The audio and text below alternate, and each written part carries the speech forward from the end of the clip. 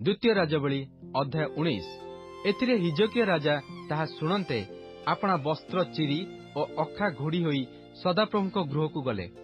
पुणी राजगृहाध्यक्ष इलियाकिम को और शिब्न लेखक को और जाजक मानक प्राचीन वर्ग को अखा घोड़ाई आमोसर पुत्र जिसाय भविष्यत वक्ता निकट को पठाइले। तहिरे सेमाने तांकु कहिले, हिजकिया कहंती आजि दिन आपद और अनुजोग और अपमानर दिन, कारण बालकगण प्रसव द्वार उपस्थित मात्र प्रसव करियाकु शक्ति नाही। होई पारे जीवत परमेश्वर को धिक्कार करिया पई आपणा प्रभु असूर्य राजा द्वारा प्रेरित रबसाकीर समस्त कथा सदाप्रभु तुम परमेश्वर शुणिबे। पुणी सदाप्रभु तुम परमेश्वर जेउ कथा शुणिअछंती तहि लागि अनुजोग करिवे। एतु जे अवशिष्टांश अछंती सेमानक निमंते तुमे प्रार्थना कर। एही रूपे हिजकिया राजांकर दास माने जिसायଙ୍କ निकटरे उपस्थित हेले। तहिरे जिसाय सेमानकु कहिले, तुमे माने आपणा प्रभुंकु कहिबो, सदाप्रभु एहा कहंती, असूर्य राजार दास माने आम्भकु निंदा करिवार जेउ कथा तुमे शुणिएछ तहिरे भीत न हुओ। देख, आम्भे ताहा मध्यरे एक आत्मा देबा, पुणी से कौनसी जनरब शुणी आपणा देशकु फेरी जिवो, आउ आम्भे ताहार निज देशरे खड्ग द्वारा ताहाकु निपात करिबा। अनंतर असूर्य राजा लाखिसठारु प्रस्थान करिअछि बोली रबसाकी शुणी फेरीगला और ताहाकु लिब्ना विरुद्धरे युद्ध करुथुवार देखिला। पुणी असूर्य राजा कुश देशीय तिहर्क राजा विषय एही कथा शुणिला। देख, से तुम्ह विरुद्धरे युद्ध करियाकु आसीअछि। तहु से हिजकियाଙ୍କ निकटकु पुनर्बार दूतमानकु पठाई कहिला, तुम माने जिहुदार राजा हिजकियाଙ୍କୁ एही कथा कहिबो, जेरुसालेम असूर्य राजार हस्तगत हेबो नाही। एही कथा कहि तुम्हर विश्वास भूमि परमेश्वर तुम्हकु न भुलाउंतु। देख, असूर्य राजा माने वर्जनीय रूपे विनाश करिवा द्वारा समुदाय देश प्रति जहा करियछंती ताहा तुमे शुणिएछ। तेबे तुमे कोन उद्धार पाइबो? आम्भ पितृलोक माने जो गोसन ओ हारण ओ रेत्सब देशीय मानंकु ओ तलसर निवासी एदन संतान मानंकु विनाश कले, सेमानकर देवता माने कोन सेमानंकु उद्धार कले? हमात्र राजा ओ अर्पद्र राजा ओ सफरबईम नगरर हेनार ओ अबार राजा कहांती? तैरे हिजकिया दूत मानंठारु पत्र ग्रहण करी ताहा पाठ कले। आउ हिजकिया सदाप्रभुଙ୍କ गृहକୁ ଯାଇ ସଦାପ୍ରଭୁଙ୍କ ସମ୍ମୁଖରେ ତାହା ମେଲାଇଲେ।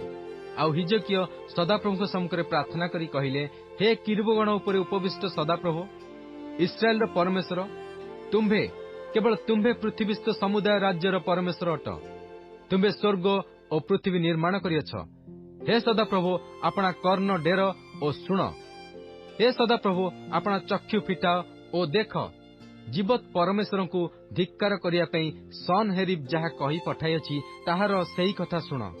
हे सदाप्रभु असूर्य राजा माने नाना गोष्ठी ओ सेमानक देश उच्छिन्न करियछंती ओ सेमानक देवतागण को अग्नि रे निक्षेप करियछंती। यह सत्य, कारण सेमाने परमेश्वर नथिले, मनुष्यर हस्तकृत कर्म काष्ठ ओ प्रस्तर मात्र। एहेतु सेही राजा माने सेमानक विनाश कले। एणु एबे हे सदाप्रभु आम्भमानक परमेश्वर मु विनय करुछि, ताहार हस्तरु आम्भमानक उद्धार कर। तहिरे तुम्भे केवल तुम्भे जे सदाप्रभु परमेश्वर अट एहा पृथ्वीस्थ समुदाय राज्य जानिबे। एउतारे आमोसर पुत्र जिसाय हिजकियाଙ୍କ निकटକୁ कहि पठाइले, सदाप्रभु इस्राएल परमेश्वर एही कथा कहंती, तुम्भे असुरर राजा सन हेरिब विरुद्धरे आम्भ निकटरे जेउ प्रार्थना करियछ ताहा आम्भे शुणिलु। सदाप्रभु ताहा विषय एही कथा कहियछंती, सियोनर अनुड़ा कन्या तुम्भकु तुच्छ करियछि ओ तुम्भकु परिहास करियछि। जेरुसालेमर कन्या तुम्भ आडे मुंड हलाइछि। तुम्भे काहाकु धिक्कार ओ निंदा करियछ ओ तुम्भे काहा विरुद्धरे आपणा रब उच्च करियछ ओ आपणा चक्षु ऊर्ध्वकु उठाइछ। इस्राएल धर्म स्वरूपक विरुद्धरे तुम्भे आपणा दूत मानक द्वारा प्रभुंकु धिक्कार करियछ ओ कहियछ, आम्भे आपणा बहु संख्यक रथरे पर्वत गणर ऊर्ध्वकु लिबाननर अभ्यंतरकु आसियछु।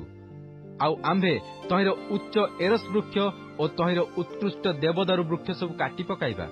पुणी आम्भे ताहार दूरवर्ती बासस्थान ओ ताहार फलपूर्ण क्षेत्र रूप अरण्य प्रवेश करिबा। आम्भे खोली अज्ञात जल पान करियछु। आउ आम्भे आपणा पदतଳରେ मिश्रर सबु नदी शुष्क करिबा। किपरि आम्भे दीर्घ कालरू एहा निरूपण करियछु ओ पूर्व कालरू एहा स्थिर करियछु, ଏହା କଣ ତୁମ୍ଭେ ଶୁଣିନାହ? ତୁମ୍ଭେ ଯେ ପ୍ରାଚୀର ବେଷ୍ଟିତ ନଗରମାନ ବିନାଶ କରି ସେ ସବୁକୁ ଢିପି କରିବ, ଏହା ଏବେ ଆମ୍ଭେ ସଫଳ କରିଅଛୁ। ଏହେତୁ ତନିବାସୀଗଣ ଅଳ୍ପ ଶକ୍ତି ବିଶିଷ୍ଟ ହେଲେ, ସେମାନେ ହତାଶ ଓ ଉଦ୍ବିଗ୍ନ ହେଲେ। ସେମାନେ କ୍ଷେତ୍ରର ଶାକ ଓ ନବୀନ ତୃଣ, ଗୃହ ଛାତ ଉପରିସ୍ଥ ଘାସ ଓ ଅପକ୍ୱ ଅବସ୍ଥାରେ ଶୁଷ୍କ ଶସ୍ୟ ତୁଲ୍ୟ ହେଲେ। ମାତ୍ର ତୁମ୍ଭର ବସିବାର ଓ ବାହାରକୁ ଯିବାର ଓ ଭିତରକୁ ଆସିବାର ଓ ଆମ୍ଭ ବିରୁଦ୍ଧରେ ତୁମ୍ଭର କ୍ରୋଧ କରିବାର ଆମ୍ଭେ ଜାଣୁ। ତୁମ୍ଭେ ଆମ୍ଭ ବିରୁଦ୍ଧରେ କ୍ରୋଧ କରିଅଛ ଓ ତୁମ୍ଭର ଦର୍ପ କଥା ଆମ୍ଭ କର୍ଣ୍ଣରେ ଉପସ୍ଥିତ ହୋଇଅଛି। ଏହେତୁ ଆମ୍ଭେ ତୁମ ନାସିକାରେ ଆପଣା ଅଙ୍କୁଶ ଓ ତୁମ୍ଭ ଓଷ୍ଠାଧରରେ ଆପଣା ଲଗାମ ଦେବା। ପୁଣି ତୁମ୍ଭେ ଯେଉଁ ବାଟରେ ଆସିଲ, ସେହି ବାଟରେ ଆମ୍ଭେ ତୁମ୍ଭକୁ ଫେରାଇ ଦେବା। ଏଣୁ ହେ ହିଜକିୟ, ତୁମ୍ଭ ପ୍ରତି ଏହି ଚିହ୍ନ ହେବ, ତୁମେମାନେ ଏହି ବର୍ଷ ସ୍ୱୟଂ ଉତ୍ପନ୍ନ ଶସ୍ୟ ଓ ଦ୍ୱିତୀୟ ବର୍ଷ ତହିଁରୁ ଅଙ୍କୁରିତ ଶସ୍ୟ ଭୋଜନ କରିବ। ପୁଣି ତୃତୀୟ ବର୍ଷ ତୁମେମାନେ ବୁଣ ଓ କାଟ ଓ ଦ୍ରାକ୍ଷାକ୍ଷେତ୍ର କରି ତହିଁର ଫଳ ଭୋଜନ କର। ପୁଣି ଜିହୁଦା ବଂଶର ରକ୍ଷାପ୍ରାପ୍ତ ଅବଶିଷ୍ଟ ଲୋକମାନେ ପୁନର୍ବାର ତଳକୁ ଚେର ମାଡ଼ିବେ ଓ ଉପରେ ଫଳ ଫଳିବେ। କାରଣ ଜେରୁସାଲେମରୁ ଏକ ଅବଶିଷ୍ଟାଂଶ ଲୋକ ଓ ସିଓନ ପର୍ବତରୁ ରକ୍ଷାପ୍ରାପ୍ତ ଲୋକମାନେ ବାହାରିବେ। ସଦାପ୍ରଭୁଙ୍କ ଉଦ୍ଯୋଗ ଏହା ସିଦ୍ଧ କରିବ। ଏହେତୁ ସଦାପ୍ରଭୁ ଅଶ୍ଶୂର ରାଜା ବିଷୟରେ ଏହି କଥା କହନ୍ତି, ସେ ଏହି ନଗରକୁ ଆସିବ ନାହିଁ, ଅବା ସେଠାରେ ତୀର ମାରିବ ନାହିଁ, କିଏ ବା ତହିଁ ସମ୍ମୁଖକୁ ଢାଲ ଧରି ଆସିବ ନାହିଁ, ଅଥବା ତହିଁ ବିରୁଦ୍ଧରେ ବନ୍ଧ ବାନ୍ଧିବ ନାହିଁ। ସଦାପ୍ରଭୁ କହନ୍ତି, ସେ ଯେଉଁ ବାଟରେ ଆସିଲା ସେହି ବାଟରେ ଫେରିଯିବ ଓ ସେ ଏହି ନଗରକୁ ଆସିବ ନାହିଁ।